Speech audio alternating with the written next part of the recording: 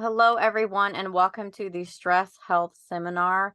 I am so excited to talk about this topic because I really believe in this modern world. It's something that we need to be discussing, and I hope that I can bring some information this evening that will really help everybody improve their quality of life and just get to a better point of health. So, without further ado, hopefully everybody can see the screen share. And hopefully Facebook Live actually worked. So just a brief introduction to myself. My name is Winslow Dixon. I work in alternative health. I'm a clinical herbalist, a chromotherapist, which is a fancy word for basically using colors and frequencies to support health. And I'm also a frequency medicine practitioner. And what that means is I utilize Rife machines, frequency medicine, bioresonance, and biofeedback. So essentially that's using frequency medicine, which are tones and sound waves to promote healing in the body. So it's kind of alternative and holistic health, but that's what I do currently. I'm also the founder of Adrenal Alternatives Foundation, which is now the American Adrenal Association. I do not work in endocrine medicine anymore, but I previously did for close to 10 years, where I worked with all adrenal diseases and cortisol care, and also HPA Axis dysfunction. So that's kind of a little bit about my background. I've also published a few books. My bestseller is Adrenal Insufficiency 101, which is basically talking about everything we're going to talk about this evening. And incidentally, I'm also an adrenal disease survivor. So everything that we're talking about this evening, I have experienced and gone through, and that's kind of why I'm so passionate about this topic. So that's enough about me. Let's get right into this. So obviously tonight we're going to be talking about stress health. And what's interesting is when I see patients or, even talk to, random people, they'll tell me, well, I don't think I'm that stressed. I'm not stressed. I handle it well. Everybody's stressed. I got a job. I got kids, but I'm fine. I deal with it. And so let's define a stress response. So a stress response is a biological reaction to situations that trigger fight or flight in the body. And this fight or flight response is where the body produces hormones such as adrenaline and cortisol. Now, the body produces a myriad of things, but the adrenals, these are the main two things that they focus on. They do catecholamines and all that other jazz, but for the sake of this presentation, we're going to focus mainly on cortisol, but we'll also mention adrenaline. So when the body feels like there's a stressor, it is going to produce stress hormones. That's what it's designed to do. And that is a natural biochemical reaction. Where that's an issue is if that's happening more often than not. And that's what we're going to talk about this evening. But first, let's talk about the types of stress. And as I mentioned, most people don't think they're that stressed. But if you think about what stress truly is in the body, just because you mentally, cognitively don't think that you're stressed doesn't mean that your body's not stressed. So the physical types of stress, let's talk about the physical ones. Exercise is a physical stressor. Now, is exercise good for you? Absolutely. But it's still a stress on the body that's going to induce a cortisol production. Sickness is a stress on the body. If you have a fever, if your body's fighting anything, that's going to be a physical stressor on the body.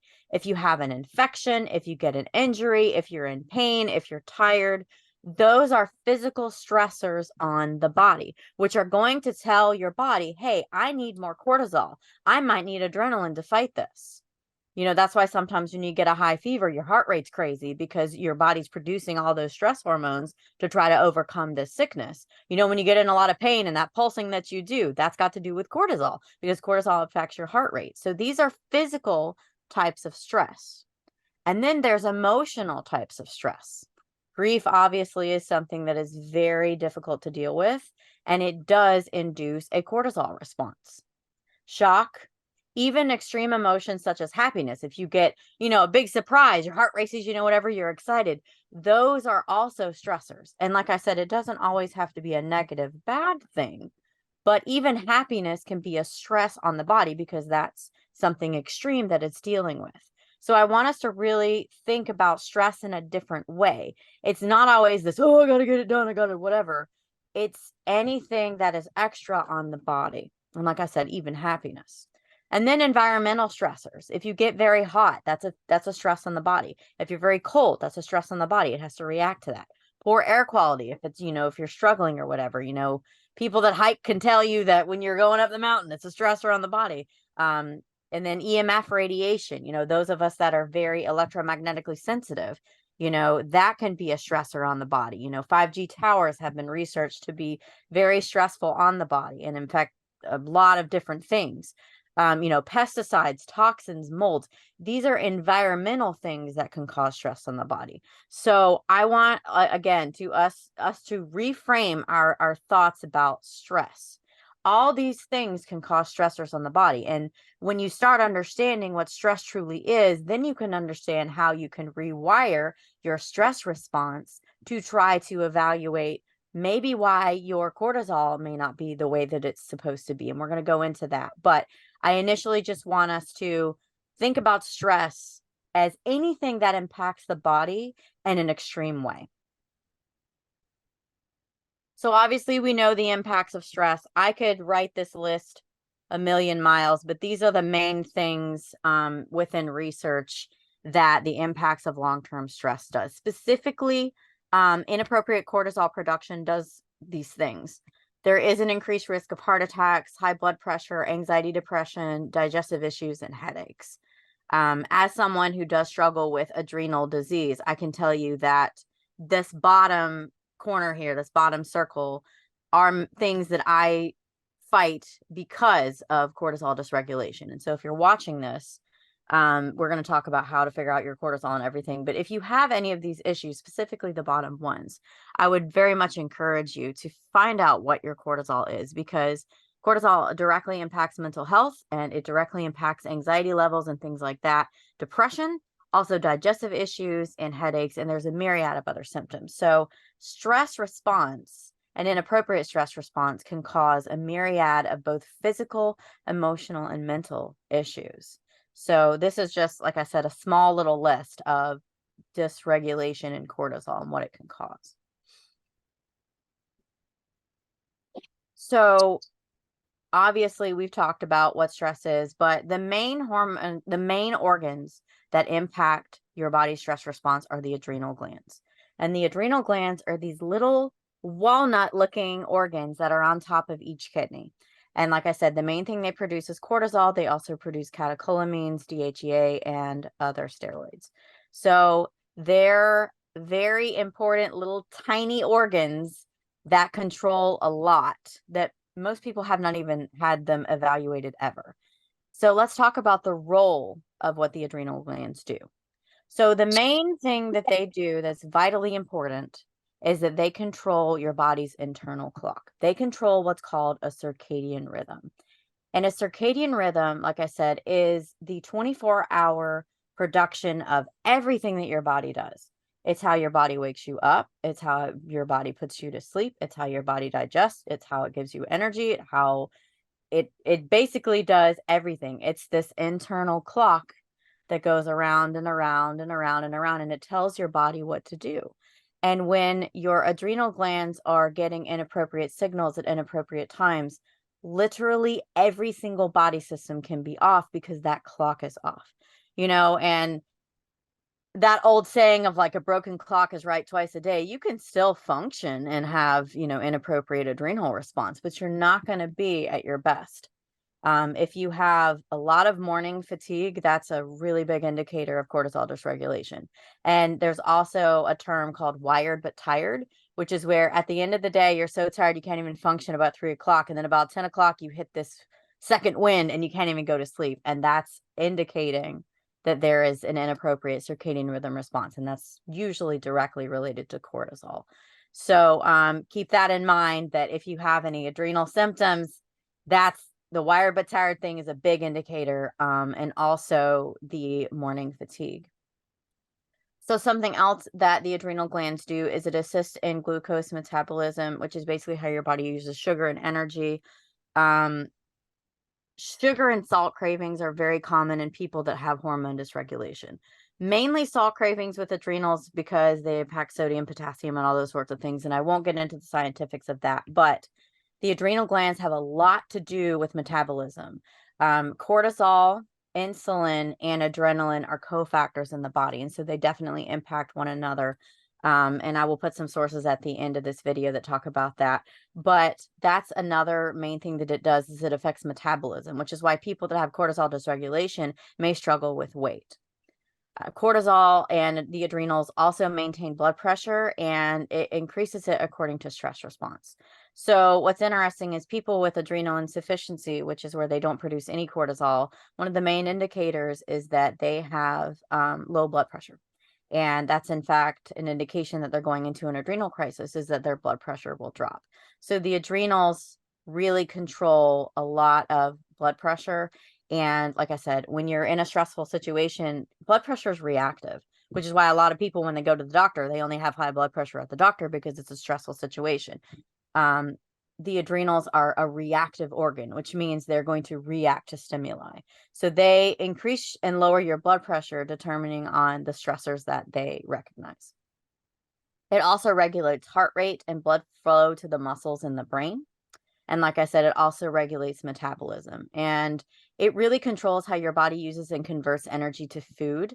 And that's why later in this presentation, we're going to talk about, the importance of how you eat if you have adrenal issues. But this is just an overview. The adrenals, like I said, produce a ton of different hormones and catecholamines and things like that, but we won't get into that. This is just an overview. And like I mentioned, circadian rhythm is probably one of the biggest determiners of someone's health. If they have an inappropriate circadian rhythm, that is just about every single body system that's going to be out of whack. And if you can see on this little chart, you have something called a cortisol awakening response, which is a CAR. And the way that it works is in the wee hours of the morning, your cortisol starts to peak. And it peaks and peaks and peaks and peaks until about mid-morning, and then it starts to drop off. And then it drops off until the evening, and then you have very little cortisol to induce melatonin production and things like that. And the way that it's supposed to work is this nice little curve that goes up and down throughout the day. So if you have an appropriate cortisol awakening response, your cortisol is going to start rising anywhere from 2 a.m. to 6 a.m. depending on your chronotype, and we'll get into that. But you're going to have that peak, and you're going to be able to wake up, you're going to be able to have energy, and you're going to be able to just function throughout your day. If you have an appropriate cortisol response, you get up, you get dressed, you get ready, you do your day, and then you're going to have that slow drop in the evening, and you're going to be fine. You're going to be able to go to sleep, and it's going to be just like this nice symbiotic production. Like I said, the body naturally produces cortisol throughout the day. But if you don't have the right cortisol at the right time, you're not going to be able to do this. And so you're not going to wake up with energy. You're not going to have energy throughout the day. You're not going to be able to sleep. You're not going to be able to digest food properly. And it's just this whole symbiotic nightmare if your cortisol is at inappropriate levels at inappropriate times. So let's talk about what can go wrong with the adrenals. Obviously, I have experienced the adrenal disease part of it. And having come from an endocrinology background now into holistic health, I can tell you there are many belief systems. There's a lot of cognitive dissonance. There's a lot of things we could say here. But for the sake of time, I will just touch on this. The standard belief in modern endocrinology is that the adrenals either work perfectly and they're great, or they don't, or they work too much. So the only gradient of adrenal insufficient or adrenal issues that are recognized is Cushing's disease, which is where you produce way too much cortisol, you have weight gain issues, X, Y, and Z. It's too much cortisol. That is recognized as Cushing's disease. That's diagnosed. It's, that's a recognized condition. And then you have the other side of the spectrum, which is adrenal insufficiency. And there are many forms of it. Congenital adrenal hyperplasia is the birth genetic form. Addison's disease is the autoimmune form. And then there's secondary adrenal insufficiency, which is caused by, there's a myriad of different things, pituitary issues, steroid dependence, things like that. Those are the only real two things that are recognized is Cushing's disease and adrenal insufficiency. There is no gradient in endocrinology of adrenal health. Now, why is that not right? Okay. So the term adrenal fatigue is used to describe what I'm talking about, the gradient of somebody that might have adrenals that work, they just work at inappropriate times. It's really only a diagnosis that holistic and alternative practitioners use. But it indicates people that, like I said, have the cortisol dysregulation, and it's not extreme Addison's or Cushing's. But there's this whole dissonance of, well, it's not real. Adrenal fatigue is not real. Adrenal fatigue is considered an inappropriate term, and endocrinologists don't recognize it. If you go in and you say I have adrenal fatigue, they're going to go, no, you don't. That's not real. And I have seen it in, with Adrenal Alternatives Foundation, me personally, and also within the holistic practice, that Western medical doctors will literally gaslight a patient and they'll say, okay, well, that doesn't exist. That's not a real diagnosis. So what's the truth?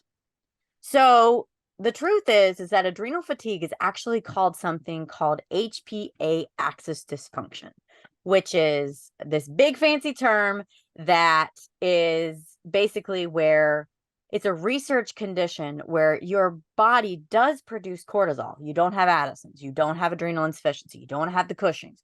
Your body does produce it. It just produces it at inappropriate levels at inappropriate times. And this condition, you can go onto PubMed, you can go onto any endocrinology journal. It is a recognized condition. Adrenal fatigue and HPA axis dysfunction are the same thing, but it's also called cortisol dysregulation. And these are things that you can research. And so if you've been told you have adrenal fatigue and then you've been told it's not real, I want to just tell you, take heart, because the condition is real. It's just been mislabeled. And the reason that it's mislabeled is that everybody knows Western medicine and ancient holistic medicine just don't see eye to eye. I'm not sure why. I think it takes both, but nevertheless, they don't see eye to eye. And so when endocrinologists hear the term adrenal fatigue, they think of hippies that are waving around tuning forks, which has their place, mind you, but they think of that. And so that's frustrating, because when you have people that have these legitimate concerns and these legitimate needs, that they're not recognized. So that's what we're going to talk about, how we can get adrenal fatigue and HPA axis dysfunction treated and recognized. So like I said, HPA axis dysfunction is mainly evaluated by alternative practitioners. We recognize it, we understand it. And the way that we do this is with urine, blood spot, and saliva cortisol testing. And when a person's results show cortisol being produced at inappropriate levels and inappropriate times, we can then manage that adrenal issue. And like I said, this is not like the extreme cases of adrenal insufficiency. If you have adrenal insufficiency, you're not going to make any cortisol at all, and it's not going to show up. And this protocol is not for you. Same with Cushing's. If you have levels that are like 400 or 500, that's not what we're doing. This is HPA axis dysfunction, adrenal fatigue, where the cortisol is being produced or not being produced at inappropriate levels at inappropriate times that impair normal body functions. So, accurate testing. So in Western medicine, in endocrinology, the standard protocol is to check your cortisol at 8 a.m. So what you'll do is you go to an endocrinologist and you'll say, hey, I think I'm having adrenal issues. And they'll go, okay, let's check your cortisol. So you go to the lab and they'll take one lab draw of your cortisol. And then when you go back to the doctor, they'll say, oh, it's this and this and this. And mind you, if you have adrenal insufficiency, it's going to show up in points. It's going to show up less than one, less than whatever, whatever your median is with that your endocrinologist diagnosed you. Or if it's Cushing's, it's going to show up at a very high level.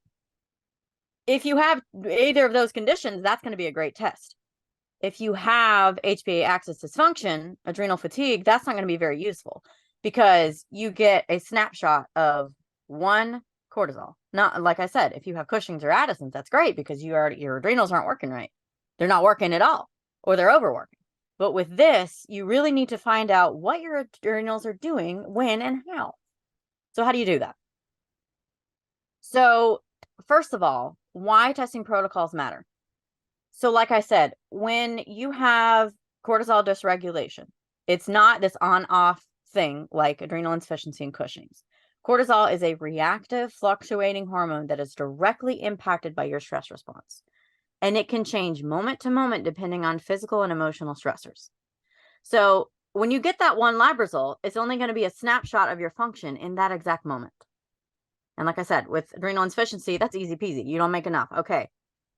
But if your adrenals work and they work at erratic cortisol levels at erratic times, you're going to need more than just one to show your true adrenal function.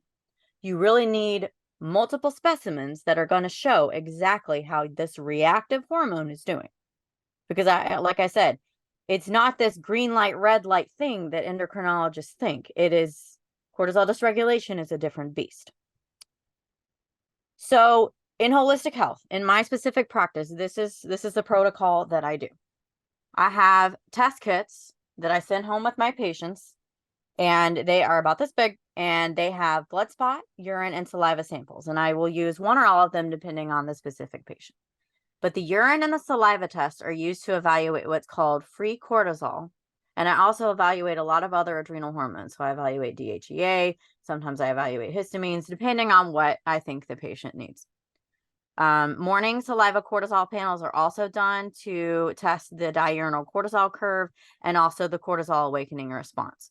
With some people that just have the morning fatigue, I might just do the cortisol awakening response just to see their peak duration, depending on how severe their symptoms are. But nevertheless, then there's also blood spot, which is where it's kind of like the diabetic finger prick glucometer thing. There's like a little prick thing, and then you put it on these little cards each time throughout the sample throughout the day, and then you mail it off, and then it will tell me what your total amount cortisol is. So depending on what a patient needs, I have all these modalities, so I can test blood spot, urine, and saliva.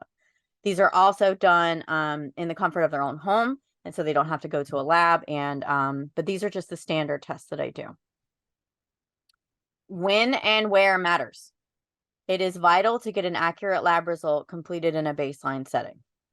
So what does that mean? It means the results are most accurate when someone takes the test during their normal routine, so that I can evaluate how your adrenals are handling average stressors.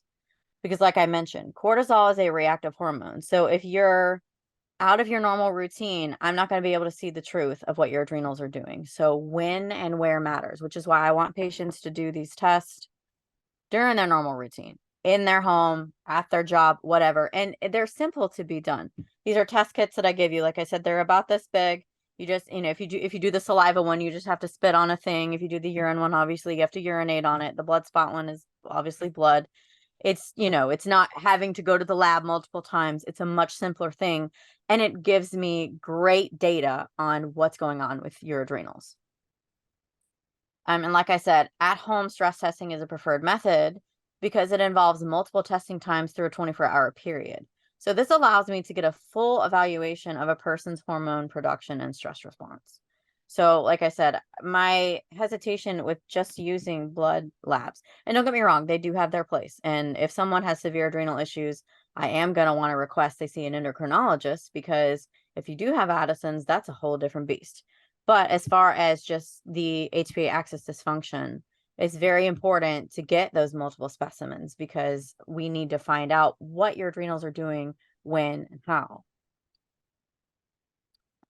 And like I said, I also compare the lab results to a lifestyle assessment, because like I said, cortisol is a reactive hormone. And so if you do the test with me, and let's say that your morning cortisol is low and your evening cortisol is high, which is inverted, I can look at your questionnaire of what your day is and say, all right, her cortisol was X, Y, and Z at 7 p.m. What was she doing? What were they doing?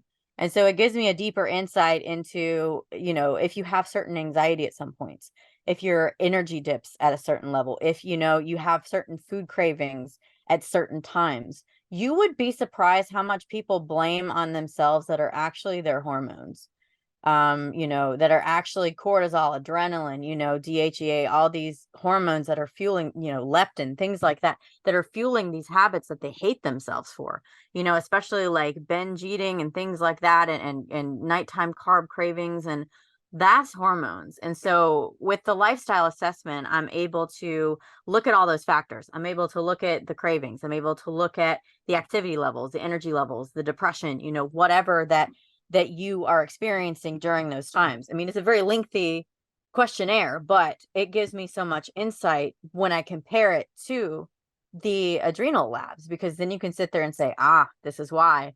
and this is what's going on. So that's something that I definitely want to mention that is a missing piece. I feel like in endocrinology is that we take out the lifestyle piece and we just look at labs, and that's just not, we're human beings. So we need to have that symbiotic relationship between lifestyle and also lab work. And this thing goes backwards for some reason. I'm not sure why. But anyways,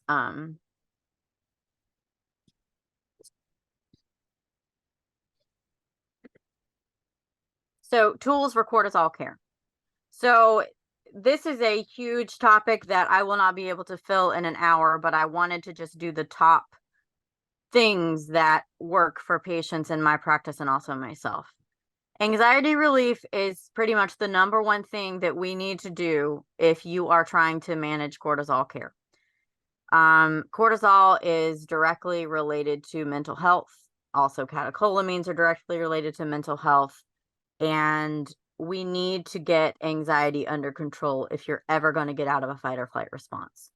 What's bad about anxiety, it is a mental and emotional problem that can manifest in physical. And so it's basically a trifecta of issues that has to be managed. And I know it's easier said than done, but when you have a hormone imbalance, specifically cortisol, that can directly cause anxiety because cortisol, like I said, controls all these other things. And when your body senses something's wrong, it does send out, danger signals. And danger signals do what? Well, they induce adrenaline. Well, adrenaline, it's a tailspin. And so when patients come to me with, anxiety and things like that, that is basically the first thing that we need to work on is getting that mental health under control. I do have a lot of relationships with mental health professionals and things like that. Elite DNA specifically is a practice that we refer to. They do mental health. They're great with that. They have psychiatric practitioners. They have counselors. They have, therapists. They do EMDR. I mean, they are wonderful. And so if we feel like that is outside of our realm, that is something that we can refer you to. But initially, that is something that needs to be managed. And later in this presentation, we'll talk about some things that we can do.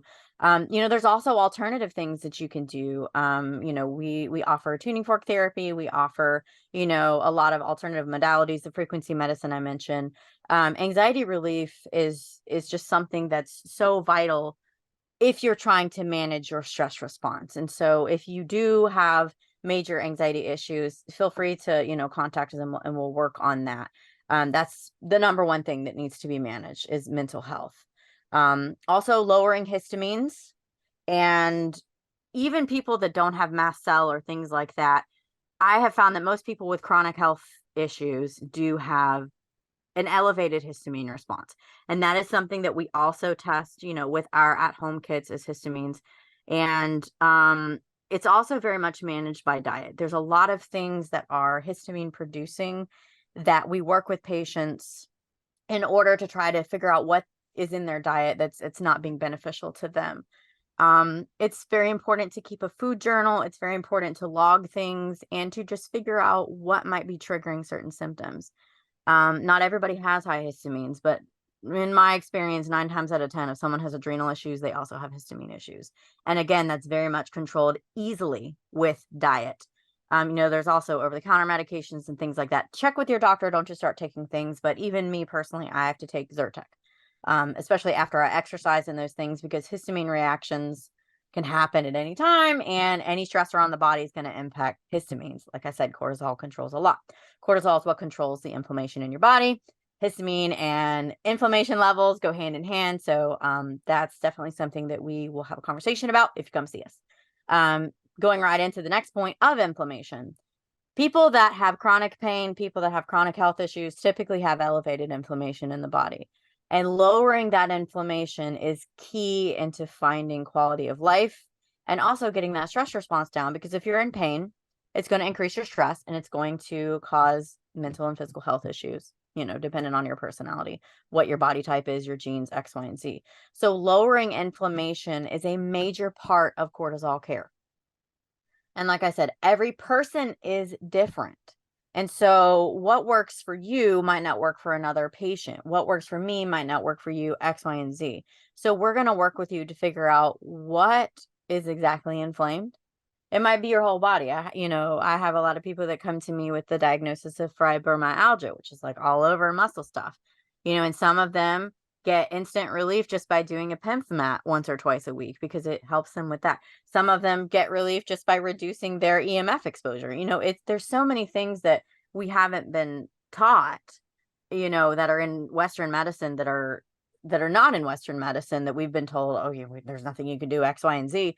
But I want to empower you guys that you can actually lower your inflammation doing a lot of really easy, simple things. So, and I will do another webinar on that, but for the sake of time, we'll move on to the next point. Nervous system regulation is a big key in cortisol care because when you're triggering that fight or flight response, that's going to affect your stress hormones and that symbiotic thing. And so we need to work on getting your nervous system regulated. And the way that we do that, there's multiple ways, but the main way that we do that is stimuli. And so if you are around stimuli that it's putting your body in a fight or flight response, scary movies, if you're getting too stressed at work, if you're in an abusive relationship, these are going to be things that are going to dysregulate your nervous system. Now, I know that there are situations that people can't get out of, and I know that nobody has a perfect life. I'm not saying enter a fairy utopia, but what I'm saying is stop watching the scary movies. Stop going to situations that you can get out of that stress you out. Dump the toxic family members. There are ways that you have to preserve your own health that must be done. And if anyone comes to see me and they do have the nervous system regulation, I can put them on every herb under the sun. I can put them on a PEMF mat. I can send them to 600 tuning fork therapy sessions and then refer them to Elite DNA. But if they have a dysregulated nervous system, I can't fix their cortisol. They can't fix their cortisol because they're getting into that fight or flight response. So let me just encourage you that it's not selfish to take control of your health. And that is a huge part of it is nervous system regulation. Going into that next point of nurturing relationships, your brain reacts to the reality that it thinks it's in, not exactly the one that it's actually in. And what do I mean by that? So you can be in the crappiest situation in the world, but have someone there for you that is supporting you through it, and it makes it better. And so when you have nurturing relationships, when you have purpose in life, and when you have people that are willing to basically stand beside you in the hellfire, it does make a huge difference. And there have been a myriad of studies proving this about how the people that you're around directly impact your health. And that's both physical and mental. They go hand in hand. And so let me just encourage you to cling to the nurturing relationships and to get rid of the toxic ones. It's vital to your health. You will never be able to have appropriate cortisol response if you're around narcissists and toxic people all the time. You will not be able to do it. It is not possible. The next point, pain management. I know that pain is a difficult thing, especially with chronic health issues. I'm a chronic pain sufferer myself. Most people that come to the clinic are chronic pain sufferers. That is not an easy fix. But the tools that you have at your disposal need to be evaluated in order to make sure you have your best shot to keep your body out of that fight or flight response. A big thing with chronic health sufferers is that we don't pace ourselves. We'll have a good day and then we'll burn ourselves out. And then the next day we'll be in bed, or the next 3 days. And that is the number one thing that I tell anyone that comes to me with chronic pain is that you need to be pacing. I had a dear friend that shares the same kidney condition that I battle. And what he would do is he would get a bag of marbles in a day and he would count how much energy he had that day. And he'd put like 5 marbles in the bag. And when he did a task, he would take the marble out and put it somewhere. And then it would physically be a reminder to him that he didn't have unlimited marbles.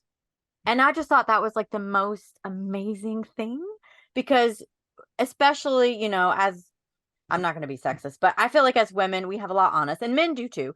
But especially those of us that are married, and those of you that have kids and work too, it's like you have this checklist of I've got to do this, and this, and it's just a lot. And so when you have these physical reminder of your marbles, it's like I have to pace myself. And so let me just encourage you, that is a big key in pain management, is pacing.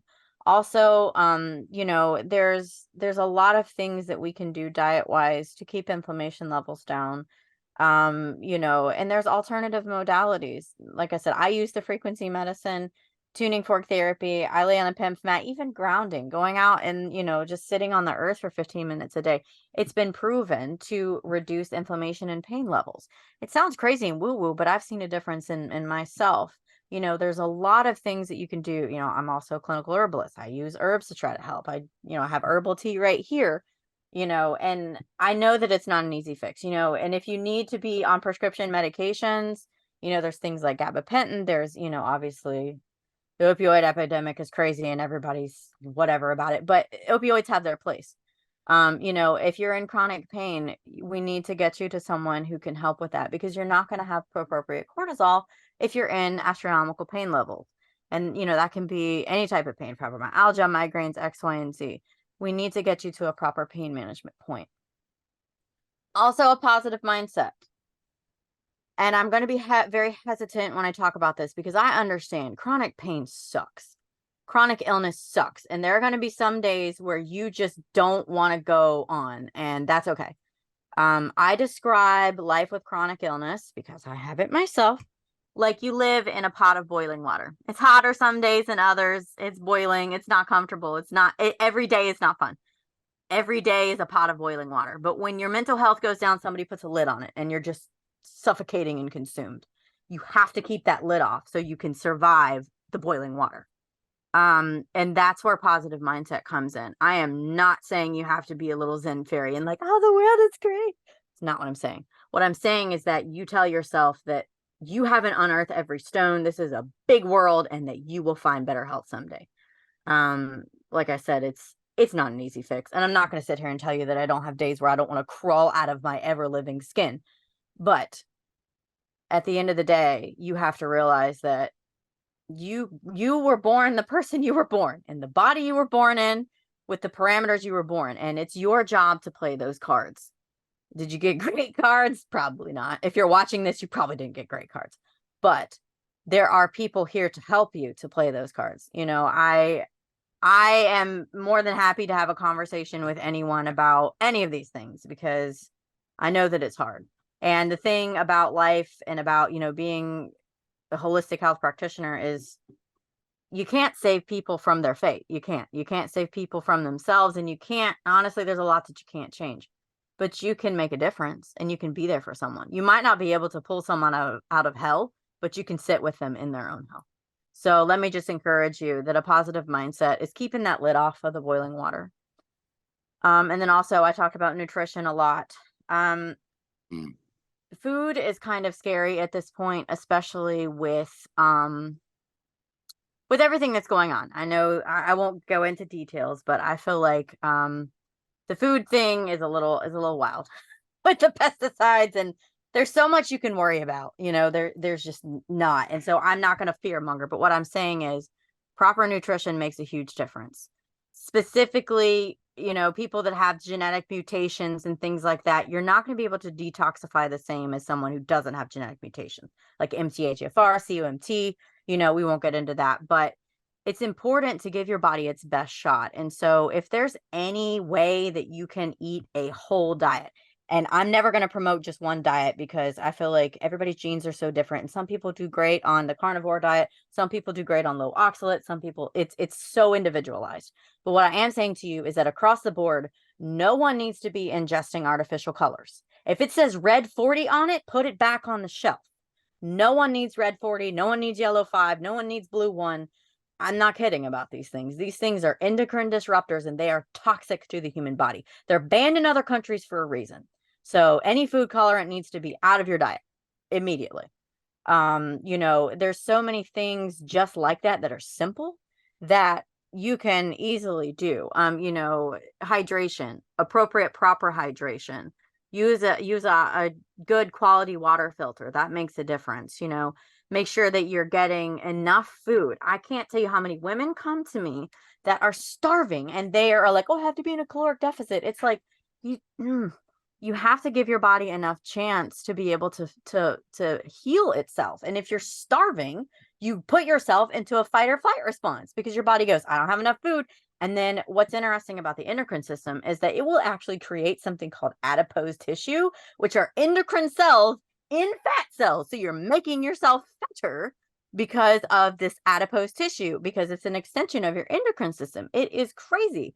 And so it's, you know, and you see all these hormone health influencers, and no offense, but the game is rigged. Just the game is rigged. And a lot of these people that are pushing all this caloric deficit, high intensity exercise thing, they don't understand that everybody's body doesn't work the same. And when you're already at a disadvantage, if you have, you know, adrenal issues, you're not going to do the right things. And you can tell your body all day long, oh, I'm in a caloric deficit, but it's going to hold on to it because it's in fight or flight. So let me just encourage you. Proper nutrition is avoiding things that you know are specifically horrible for you. The red 40, the food colorants, you know, all that kind of stuff.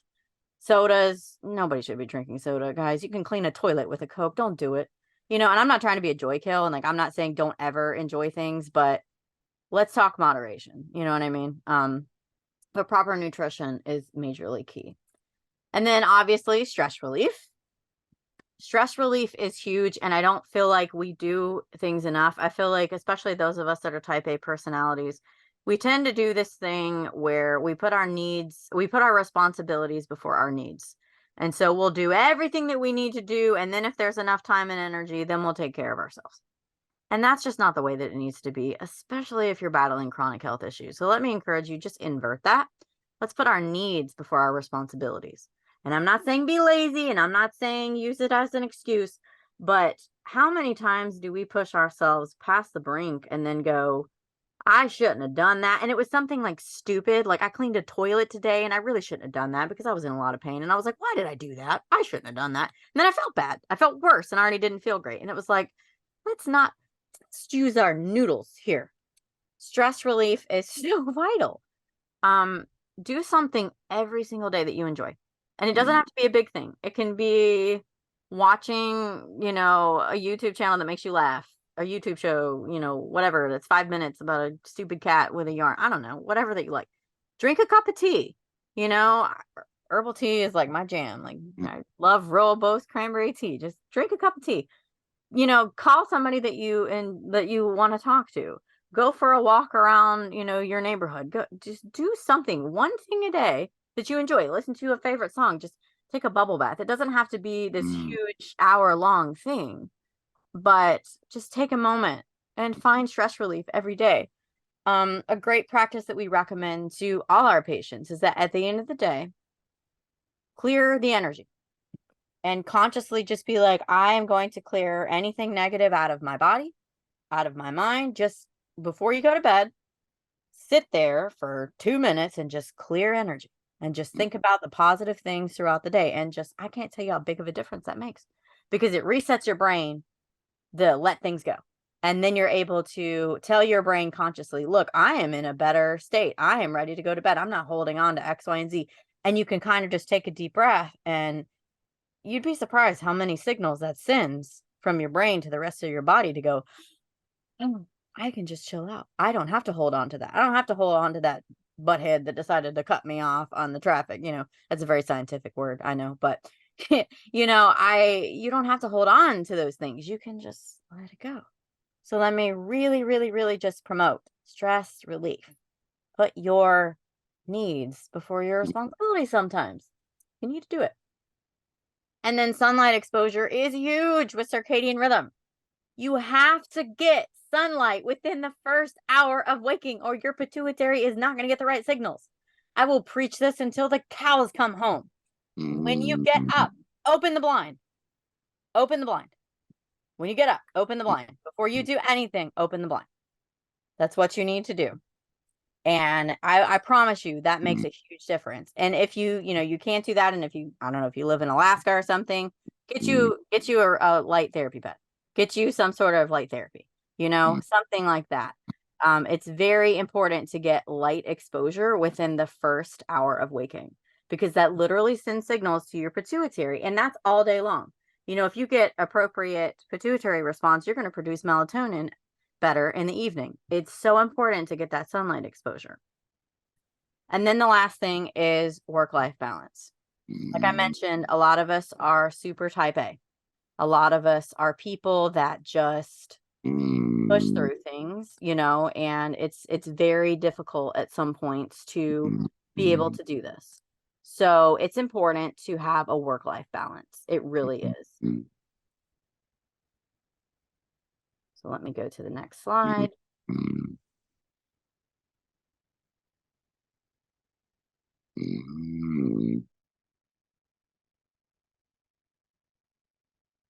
Okay, sorry. Let me go to the next slide. My screen share went away.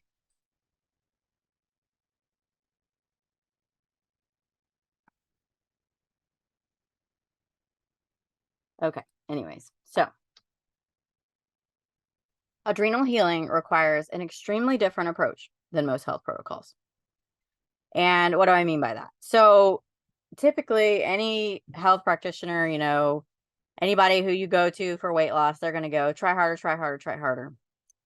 And most people that have adrenal issues have done more for their health than people that are super healthy. That's the thing, is that most people that are healthy didn't work for it. They just have it. And it's just a different mindset. And so I'm going to explain that.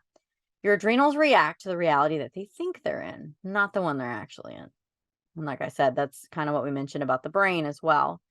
So these are some healthy trends that may inhibit adrenal healing. So I know that this is a really big, popular thing, intermittent fasting. But because of the way that cortisol, adrenaline, and insulin interact in the body, and especially in people with estrogen dominance and other hormonal imbalances, intermittent fasting can really push your body into that fight or flight response, because it recognizes deficits. And especially if you have leptin resistance and other issues, it's just not going to be great. And blood glucose issues go hand in hand with adrenal issues. And people with adrenal insufficiency specifically, and even, HPA Axis dysfunction, they can have electrolyte imbalances.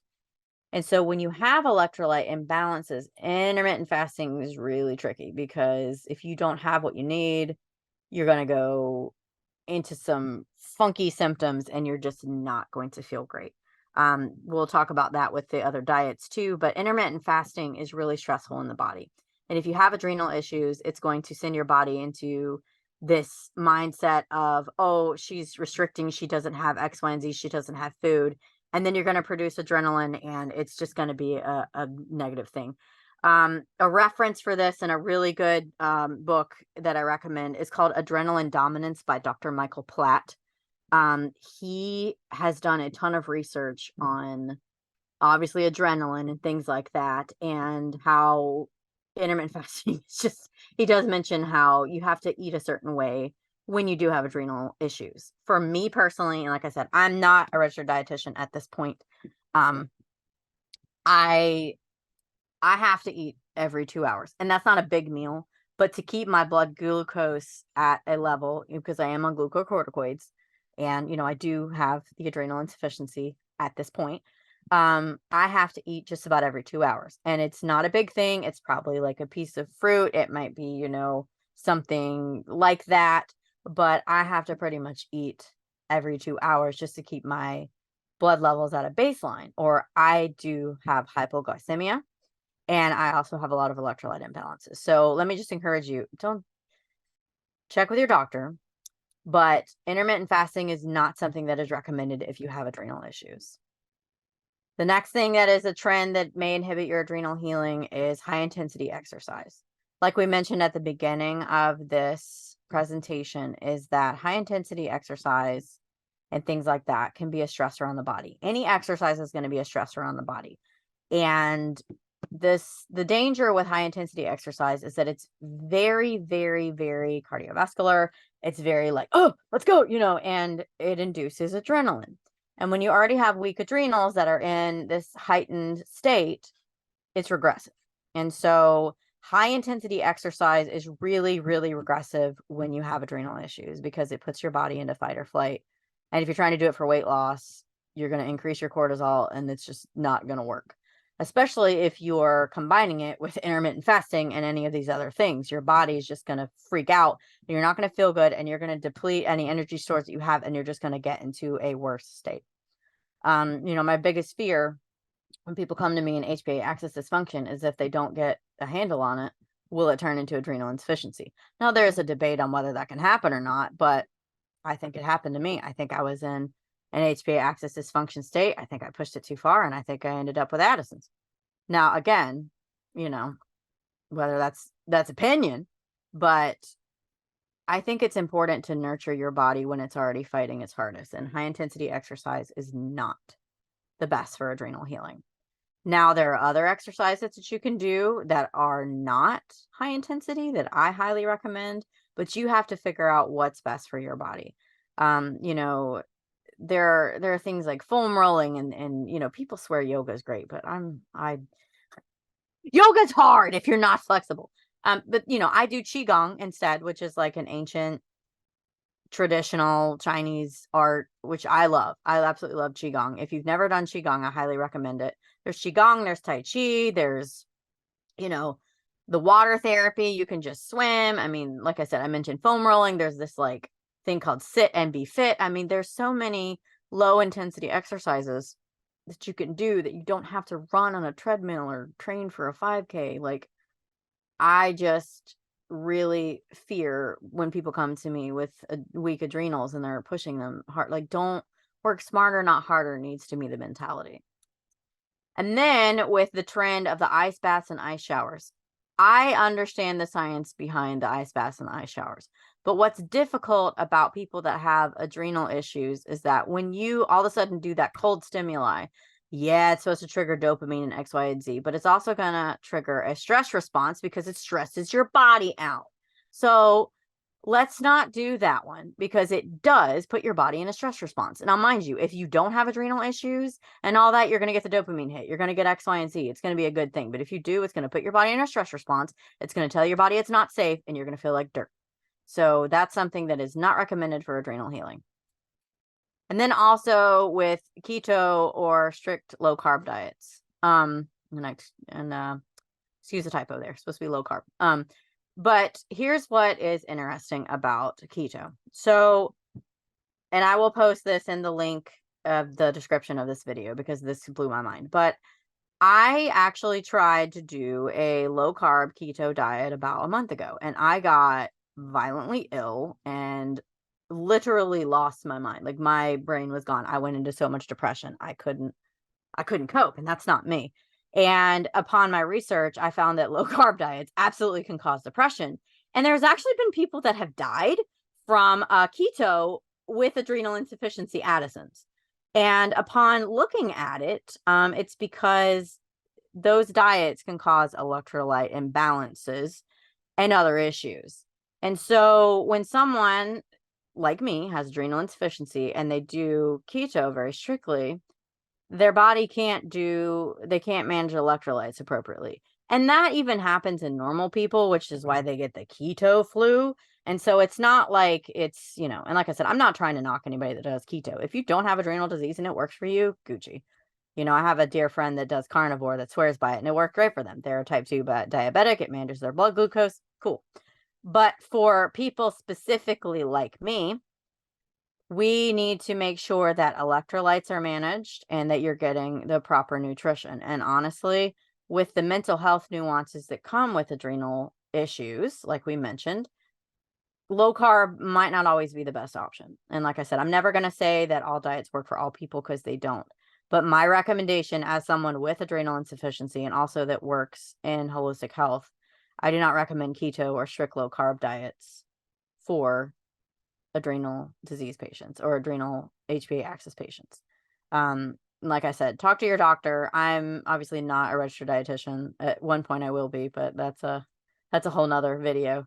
It takes internship hours, and frankly, there's not enough hours in a day. But anyways, keto is really difficult if you have electrolyte imbalances, and also low carb is very difficult if you have mental health issues.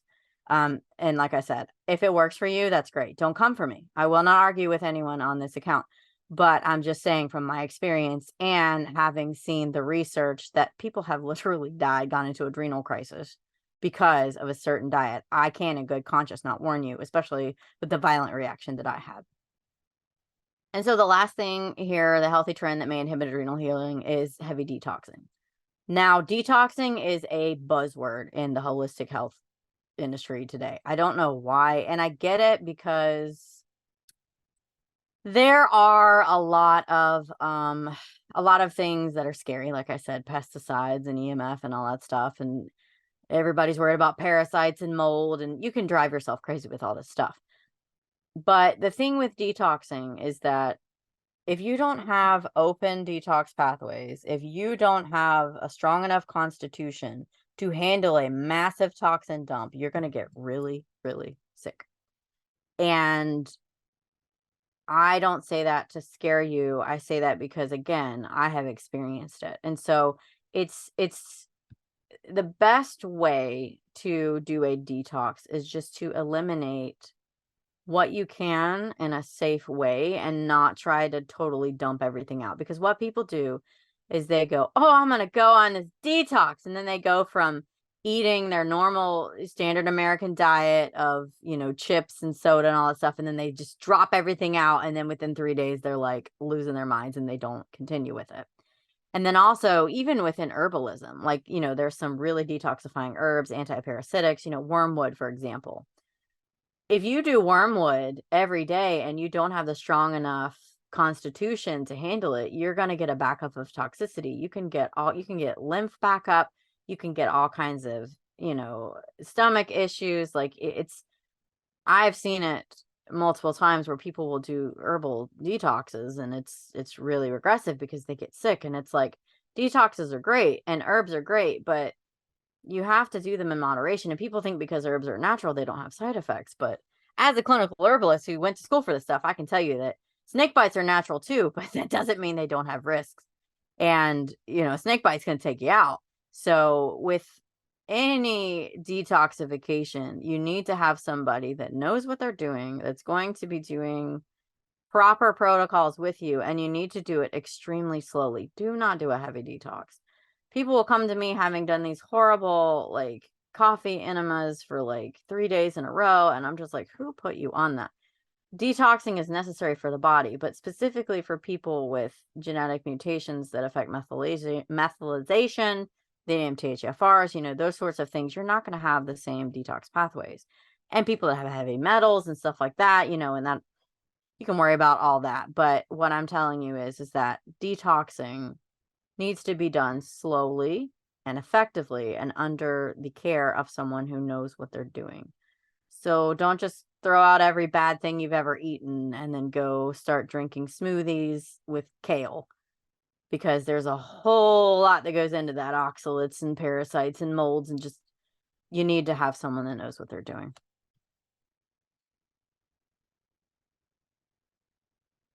So like I mentioned, cortisol care is a fight that you have to take with stride and patience. In order to heal, you don't need to push harder.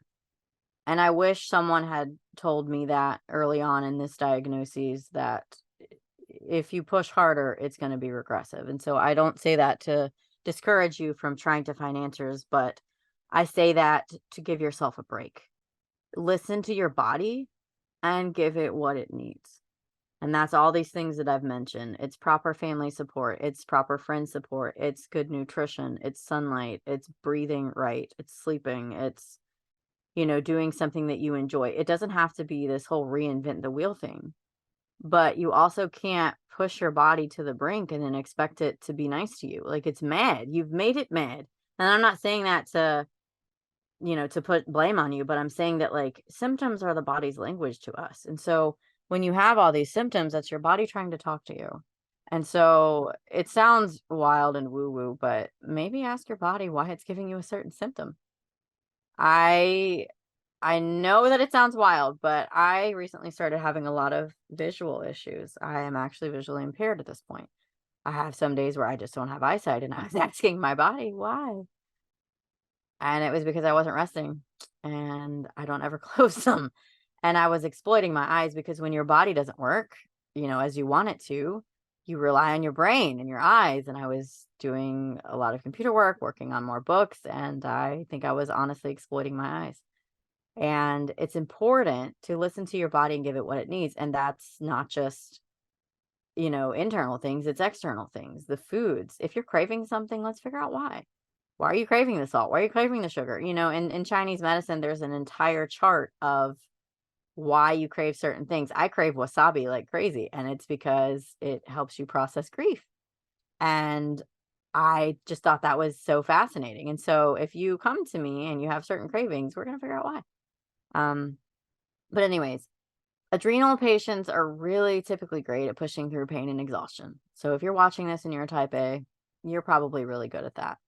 What you're not probably good at is getting adequate sleep at night, hydrating yourself, nourishing your body, eating when you're hungry, resting when you're tired, saying no to favors or situations, and you're probably a really bad breather. And again, I say that not to put blame on you, but these are adrenal personality types, and I've seen it professionally, and I am one. So let me just encourage you that basic necessities are basic necessities for a reason. And these things are things that you can easily do that are going to be not feel so easy, but it's imperative to your healing. You got to sleep. You got to eat. You got to stay calm. You got to say no. You got to rest. You have to do these things. You can't be all things for all people. And it's just so important to put these basic necessities into your life. And that's truly the basics of cortisol care. So anyways, adrenal health is a huge, massive topic, and I could honestly talk for 18 years on this, but I won't. I'm going to be doing more series on adrenal support in the future to talk about what you can do, specific details. I would really would like to talk about the herbs that can be used and lifestyle modifications and the alternative stuff, and even within, Western medicine, what can be done. But for now, this has just been a general overview on stress health. And if you want more information, it's on our website. My clinic is Hope Healing Happy Clinic, and the website is hopehealinghappy.com. You can also give us a call at 941-841-9903. And then also my book, Adrenal Insufficiency 101, is available on Amazon. If you just go on Amazon and type in my name, Winslow Dixon, everything will come up. My other books too. And, if you have any questions, feel free to just comment on the video. I'm going to put some sources and things like that when I do upload this. But like I said, this was just a general intro into cortisol care and adrenal health. So I hope that it helped you. And as always, we wish you hope, healing, happiness.